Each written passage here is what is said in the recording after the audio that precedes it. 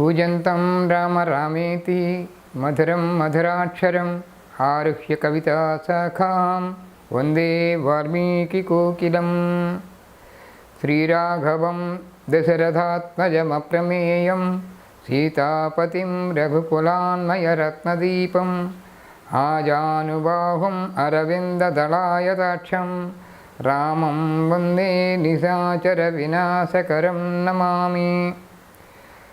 హిందూ బంధువులకి రామభక్తులందరికీ కూడా శ్రీరామనవమి శుభాకాంక్షలు చెబుతూ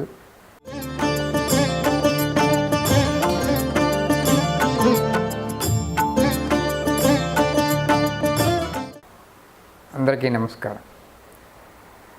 మనం పవిత్రమైనటువంటి శ్రీరామనవమి పండగ యావత్ భారతదేశం అంతటా జరుపుకునేటువంటి ఈ శ్రీరామనవమి యొక్క పండగ ప్రశస్తాన్ని గురించి మనం కొద్దిగా తెలుసుకుందాం.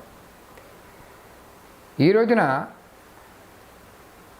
భారతదేశం అంతటా సంస్కృతి సాంప్రదాయాలకి ప్రతీకగా శ్రీరాముని పండుగను జరుపుకుంటున్నాం.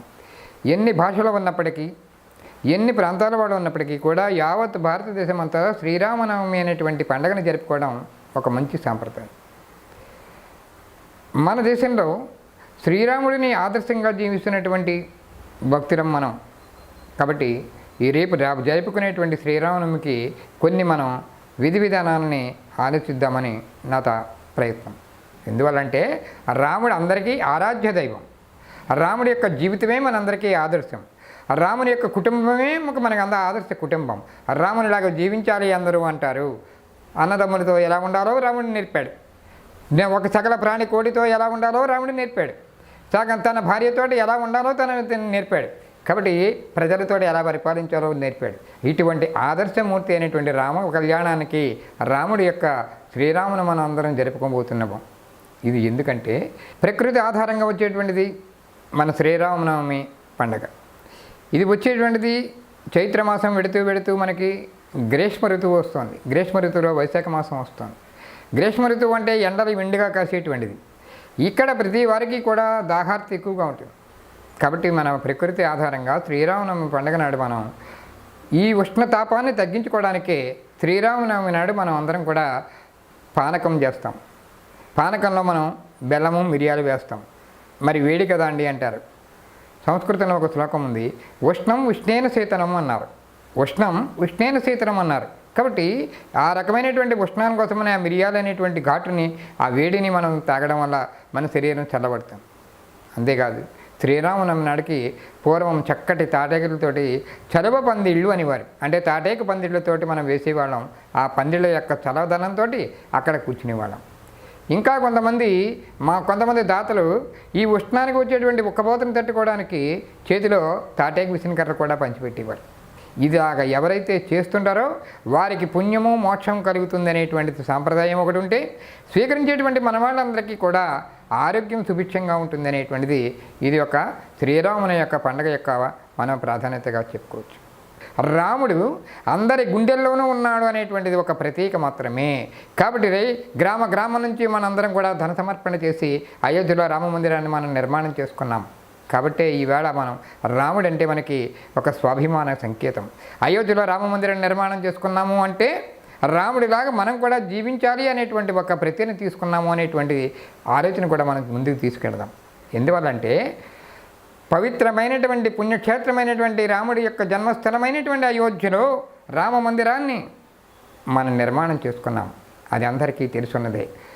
అయోధ్య నుంచి ఇక్కడ నుంచి కరసేవకులను పంపాం. రాముడి పిలుపు ఇచ్చాడు.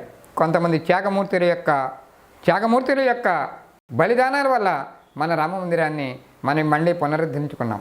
బాలరాముడిగా ఎక్కడ భారతదేశం అంతటా కూడా చూసి అనేక రాముళ్ళు ఉంటారు, కానీ బాలరాముడు ఉన్నటువంటి విగ్రహం మన అయోధ్యలోనే ఉంది. ఇది మన అందరం చేసుకునేటువంటి ఒక పుణ్య కార్యక్రమం. ఈ రోజున అటువంటి రామాలయం దేశానందరికీ ఒక్కటే ఉన్నప్పుడు మన గ్రామంలో విడివిధమైనటువంటి రామాలయాలు ఎందుకు? ఒకే రామ మందిరానికి వెళ్తే అది సంఘటితమైనటువంటి శక్తి అవుతుంది. రాముడు ఒక్కడే, రాముడి కుటుంబం ఒక్కటే, కానీ మనం అందరం కూడా విడివిడిగా ఆలోచిస్తున్నామా? కాబట్టి ఈ చిన్న సాంప్రదాయాన్ని పాటించి గ్రామం అంతా కూడా ఏకీకృతమై ఒక సంఘటితమైనటువంటి గ్రామ శక్తిగా మారి ఒకే చోట రామ మందిరాల్లో మనం ఈ శ్రీరామనవమి ఉత్సవాన్ని జరుపుకుంటారని మనం అందరం కూడా ఆశిద్దాం. మరొక చిన్న విషయం ఏంటంటే మనం అందరం కలిసి ప్రజాస్వామ్యంలో ఒక చట్టాన్ని తయారు చేసుకుంటున్నాం. మన భారత రాజ్యాంగంలో కూడా శ్రీరాముని యొక్క చిత్రపటం ఉంటుంది. అంటే ఇది రామరాజ్యము అని చెప్పడానికి సంకేతంగా మన పెద్దలు ఎప్పుడో రాజ్యాంగంలో కూడా రాసి ఉంచారు.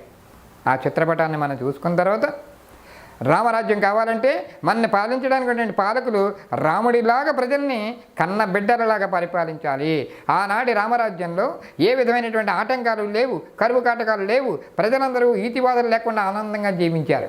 అదే రామరాజ్యం. మన నుంచి వెళ్ళినటువంటి పాలకులు రాముడిలాగా పరిపాలించగలగాలి. తరతమ భేదాలు లేకుండా అందరినీ సమదృష్టితో పరిపాలించేటువంటి పాలకులు కావాలని మనం కోరుకోవాలి. అలాగే ప్రజలుగా మనందరి కర్తవ్యం ఏమిటంటే రేపు శ్రీరామనవమి నాడు మన పిల్లలందరినీ కూడా తీసుకొచ్చి ఇదిగోరా రాముడు అంటే ఇది, రాముడి కుటుంబం ఇది అని రామకథను చెబుతూ శ్రీరామనవమి యొక్క కళ్యాణాన్ని చూపిస్తే ఆ పిల్లలకు కూడా రాముడు అంటే ఎవరమ్మా అంటే రాముడి యొక్క ఆదర్శమైనటువంటి కథలు వాళ్ళకి వినిపించడం వల్ల రాబోయే రోజుల్లో మన తర్వాత తరం వాళ్ళు కూడా ఈ శ్రీరామనవమి ఉత్సవాలు జరుపుకుంటారు. ఇదే మన భారతీయ యొక్క సంప్రదాయం. తరతరాలకి మన యొక్క సంప్రదాయ పండుగలను మనం అందివలసినటువంటి బాధ్యత మన మీద ఉంది. మన పెద్దలు మనకు అందించారు, మళ్ళీ ఇప్పుడు మనం అందివలసినటువంటి బాధ్యత మన మీద ఉంది. మిమ్మల్ని కోరుకునేటువంటి సమాజంలో కోరుకునేటువంటి అందరినీ ఒక చిన్న విజ్ఞప్తి, నా విన్నపం కూడా. రేపు శ్రీరామనవమి నాడు మనం చేయవలసినటువంటి రెండు పనులు. ఒకటి, పర్యావరణాన్ని పరిరక్షించేటువంటి విధంగా ప్లాస్టిక్ గ్లాసులని మనం వాడడం మాని స్టీల్ గ్లాసుల్లో అందరికీ పానకాలు పోస్తే ఇది సమాజంలో చిన్న మార్పు వస్తుంది. ఆ ప్లాస్టిక్ యొక్క వాడకం కూడా తగ్గుతుంది. మరొక పని ఏమిటంటే చట్టాలు మనమే తయారు చేసుకున్నాం, చట్టాలను మనమే ఉల్లంఘించరాదు. అంటే చట్టంలో ఏదైతే చెప్పబడిందో దాన్ని మనం చేయాలి. కానీ దాన్ని మనం అతిక్రమించుకోవడం వల్ల చట్టాన్ని ఉల్లంఘించేటువంటి వాళ్ళు మనం అవుతున్నాం. కాబట్టి ప్రజలందరినీ భక్తులందరినీ కోరేటువంటి అంటే రేపు గుళ్ళోకి వెళ్ళేటప్పుడు తోపులాటలో వెళ్ళవలసినటువంటి పరిస్థితి రానికుండా చూసుకోండి. ఇది మన నియమం. ఇది స్వీయ క్రమశిక్షణను మనం పాటిస్తూ శ్రీరాముడి యొక్క ఆదర్శాన్ని పాటిస్తూ మనం అందరం ముందుకు వెళదాం. ఇటువంటి మంచి విషయాలు మళ్ళీ మీతో పంచుకున్నందుకు ధన్యవాదాలు.